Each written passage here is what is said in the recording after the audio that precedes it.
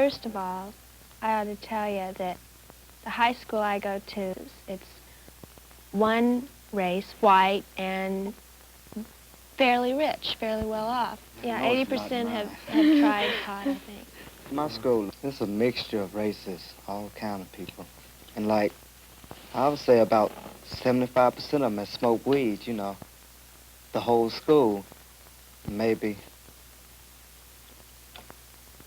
10 or 15% has, you know, been on some harder stuff, acid, mescaline, heroin, you know, stuff like that. Well, it's probably more have tried weed in our school. About, I don't know, 80% maybe. I don't know, but it's around there. And I'd say about 10% have used hard stuff.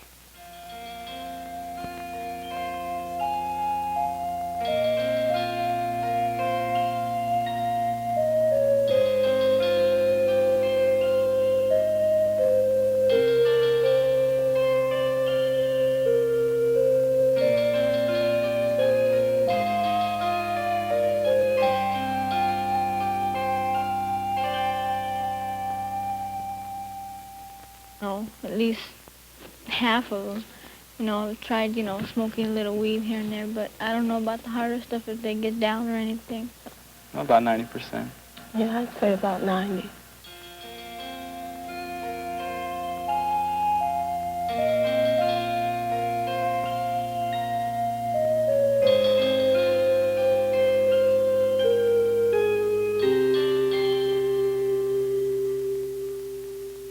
My name is Roy Evans. Prior to just a few years ago, I lived 17 years of my life as a drug-dependent person, which led to 87 arrests and finally a sentence in a federal penitentiary. Between jail sentences, I found help through participation in Synanon, Narcotics Anonymous, and Teen Challenge. None of these programs solved all of my problems, but each in its unique way contributed to establishing a foundation for growth. 3 months after leaving Teen Challenge, I was recommended for a training position with the County Department of Community Services. After a year, I passed the civil service examination and was appointed to a position as community worker. Roy? Yeah? Did you get a copy of this letter from Banning High? No, I didn't. They raised some questions, and you're going to be covering it. I thought you ought to look at it. Okay, fine. I'm on my way over to state training now, but I'll take care of it later. Okay. All right. My present position is Community Services Counselor. I'm responsible for assisting agencies and community groups in planning, developing, training, and implementing drug programs. My work also requires that I communicate with young people. In this film, we will hear from youth who are currently drug users, from those who've never used drugs, and from ex-users who have received assistance from self-help programs. Despite their differences, these young people share a uniformity of opinion regarding drugs, school, parents, and society. When we're talking about drugs, are we talking about drugs used for medicinal purposes, or are we talking about drugs used to get high? As far as I'm concerned, when drugs aren't used as a dependency, they're okay. I came up with a definition for myself, you know, and it had to do with healthy and unhealthy use of drugs. And I saw them as being healthy when they're used, and at the same time, whatever is causing the need for the use is being dealt with. And unhealthy when they're being used with no consideration at all for what causes the need. Some of the people who use claim they go through good changes. Believe that's possible? Like if you're all nervous and everything, you just smoke a joint. Like it just eases you. Yeah. So it's like a prescription, right? Like to find the pharmacy. Talking about calming down, how about speed? What way does it help you? Well, helps in school. Yeah, it makes me smart. Yeah? It makes you smart? It just makes you feel like doing the work. You're just completely down, and your mind just kind of wanders away from it. If you're not, like, you don't dig what you're reading, like, you can take some whites, and, like, just get involved in what you're doing. Any kind of drug, it's going to affect you some kind of way. either to them it may be good, but it seems like in the long run it's bad. People taking drugs aren't these insane hippies that run out and take drugs to lead to the road of destruction, to kill themselves, because there are good things about them and they feel good. When I'm under the influence of something, I'm different, and I'm not me, you know. And so I'm not really responsible for what I'm doing. No. Yeah, it's an easy cop-out. It's a super easy cop-out. Well, I think like marijuana is like the same in the older generation, like when they come home from a hard day at the office or something and they sit down and have a drink. Well, like we come home after a hard day, we come home, we fire up a joint, you know. It relaxes you. It stops the hurt for a while. Maybe the hurt will be worse when you come down, but for a while it's one way to stop the hurt. I can recall, you know, many years that I ran around hurting, you know, and to me it wasn't hurting. In fact, as I recall, I felt that everybody felt like I felt. You know, I thought that was just all a part of living. No, I don't think there's one answer for what hurt is, though, at least not for me. Like, hurt's a problem that I have to deal with at the moment, something that I'm afraid to deal with. And that hurts even more, the work to get rid of the problems that are hurting, that are making you hurt. And that's, you know, one reason for drugs. It's so easy to make that hurt go away with the drugs. The hurt comes from when I'm not feeling good about myself, which is, you know, a good part of the time. Teenage years was very difficult for me. Like, you know, at times I was treated like a boy, and at other times I was expected to act like a man. And the swing was, you know, most of the times too much for me. That's why the kids turn to drugs, I have a feeling. Yeah. When they want to be big, they're treated like little kids, they're restricted. And when they have responsibility, I think this is when they start taking drugs. They don't want it that much, they don't feel prepared for it, yet it is thrust on them. I believe that all parents mean well, you know, but I wonder if we could look at some of the confusion, you know, I think that many parents find themselves in, and really in attempting to help, often make things a little worse. I feel like the home situation is so mixed up that after school, I really don't feel like going home. Because usually when I go home, there's always something to argue about. That's what sometimes pushes kids towards dope, is all the frustrations and all the stuff piled up at them when they walk in the door at home, and they just want to get away, you know, out of reality for a while, you know. The whole communication we had was she would tell me what I should be doing, you know, and what I was doing was going to lead me to, you know. But we never talked about what was wrong.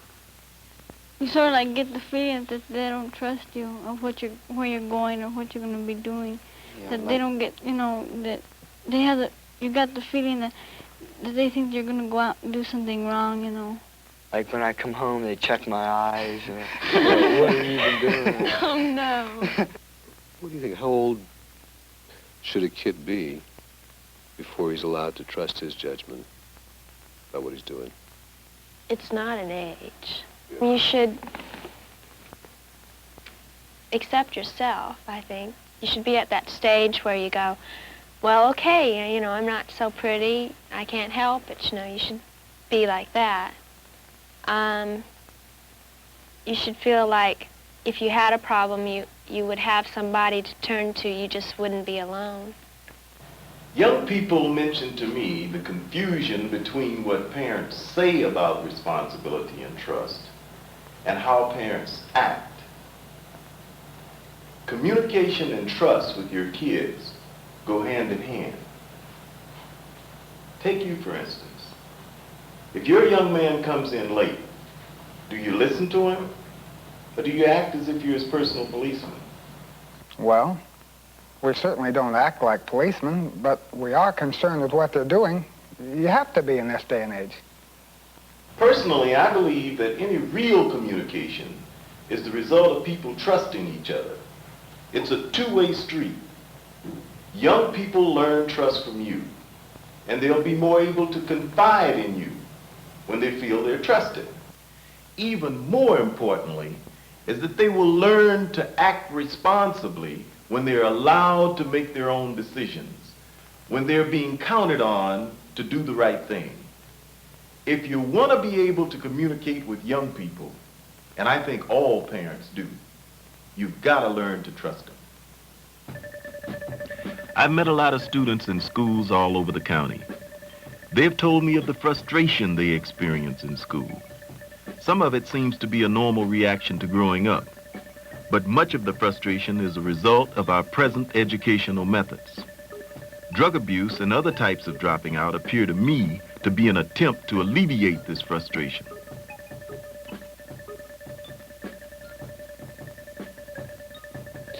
What do you think came first, turning off to school or the grads? Turning off to school because, well, when you get to high school, you have a little idea of what you want out of life. And to sit in a history class or a language class, a Spanish class, you know, and learn all this Spanish, which you don't think you're going to be using, you know, it will. It's very disillusioning. A lot of them, like, going to school 10, 11 years, they just got tired of the same old school, man, so they go and get loaded and be a little bit different. I think it's really important in schools and other things to listen to the people's needs. What are they asking for? I don't know, you know, school to me was so frustrating. It was just a lot better when I was stoned. I know at my school, just about all my partners, they smoke pot or get into something, you know. And, like, I run around with them, and they know that I don't, you know, get into these things. And, like, it doesn't affect them, and it doesn't affect me. They never tell me to split. This is before I tried smoking grass. And so these guys had rolled up this tobacco. You know, I thought it was weed, because I'd never seen it before. And so we were all sitting around, and we started smoking, and they showed me how to, you know, hit it right. And so after a while, you know, I wasn't high, but I told those guys, yeah, I'm getting loaded, man. This stuff is good. And they all started laughing. It says something more than, you know, you're wanting to smoke a joint. To me, it does, at least. It says you wanted to be a part of the group. Like I had the thing of wanting to be with the in crowd, you know, with the coolest bunch all the time. And like when I first started high school, in the 10th grade, I was with some people, and I wanted to try it because I wanted to be accepted by them, you know, and be cool with them. And so then started. And then my mother wasn't helping out any, you know. And she had taught me, you know, ever since I was small, you use dope, you die. And right then, I didn't really think about that. I wanted to be accepted by those people, by the people I was going to be with every day. And I just felt it was the right thing to do right then. And then, so I just started using all the time. Carlene is shy, but if she takes downers, she's braver, right? Mm-hmm. And then she says she gets through that struggle of getting out to meet people. You think it helps you in a lasting way? I mean, you think you've gotten braver and altogether? No, not really, because I have, okay, like, I'm through with, you know, my high.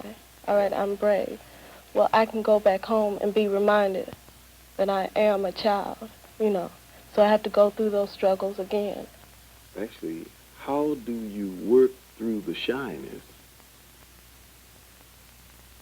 And you don't suffer it? How do you work through the feelings of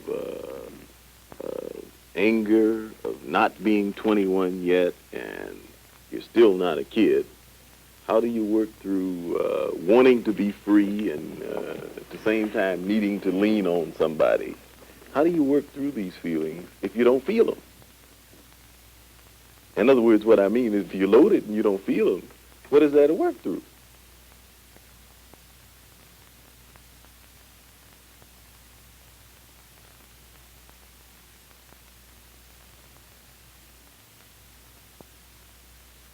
If I'm uncomfortable about growing up, If I'm uncomfortable about school, if I'm uncomfortable about home, if I'm uncomfortable about my country, and I'm using drugs or alcohol or whatever it is to calm down, to relax, feel comfortable, what else do I do? Well, eventually you're going to try to attack the problem without being loaded and see if you can conquer it that way. We can continue to say that, like we can continue to say, I'm going to have another cocktail every evening, because eventually I'm going to start learning how to be calm in the evening when I come home without a cocktail. Or eventually I'm going to walk into the classroom, and not be shy because I've done something. I'm not saying what that is. And you start by just cutting down gradually, just getting accustomed to it slowly. You talk about something that's happening? Somebody doing that? You know anybody cutting down grass? Not really.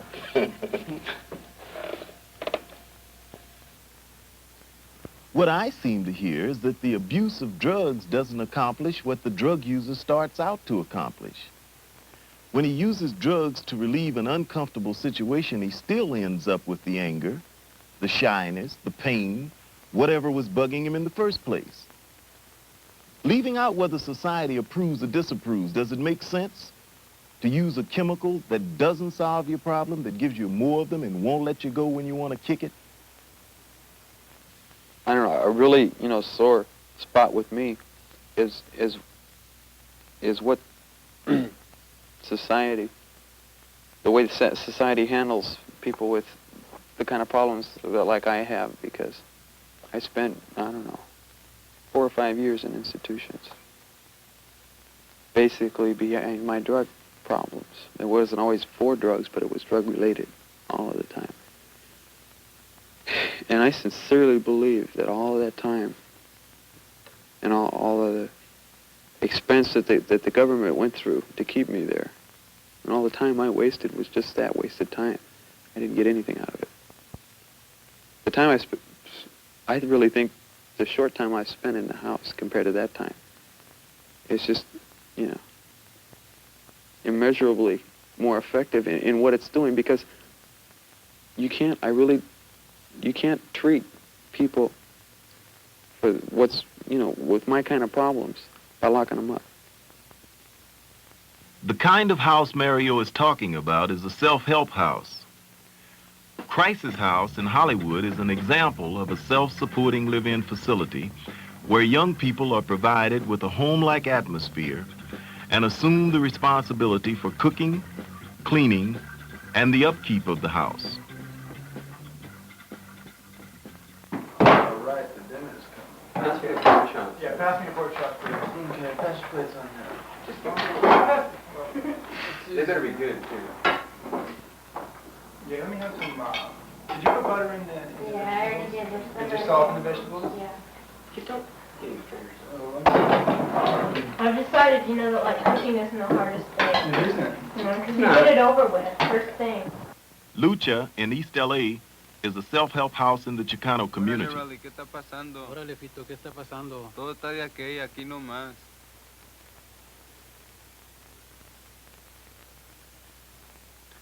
I got out of jail, and I can't find no job.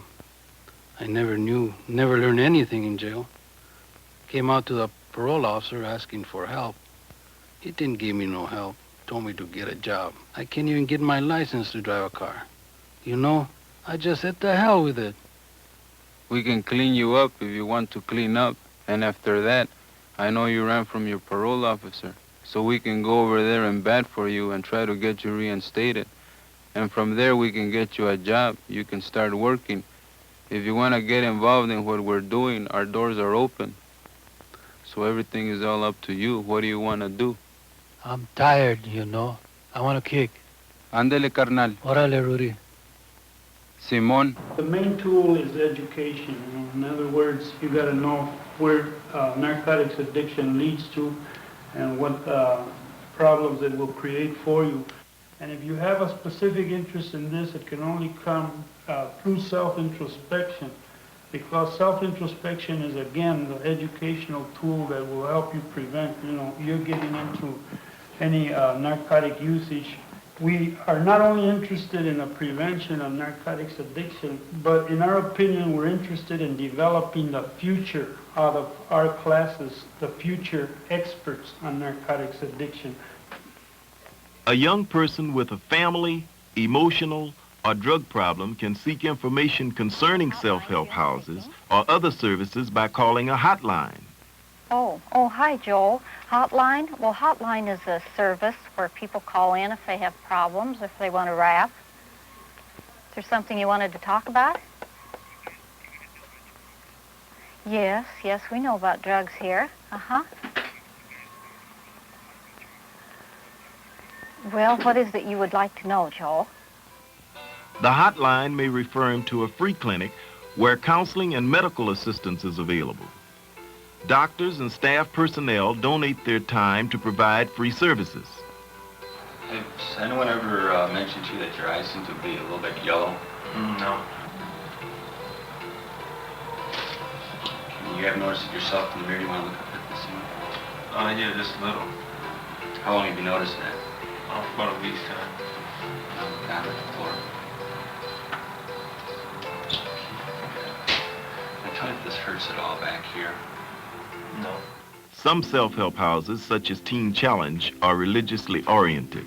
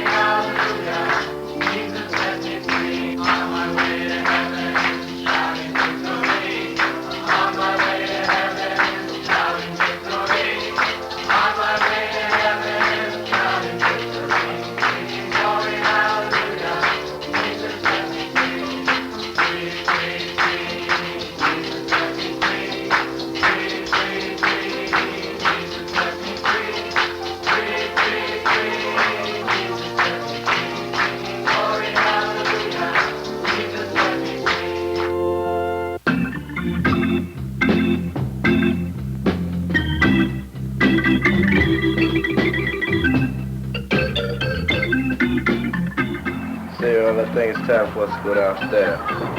Okay.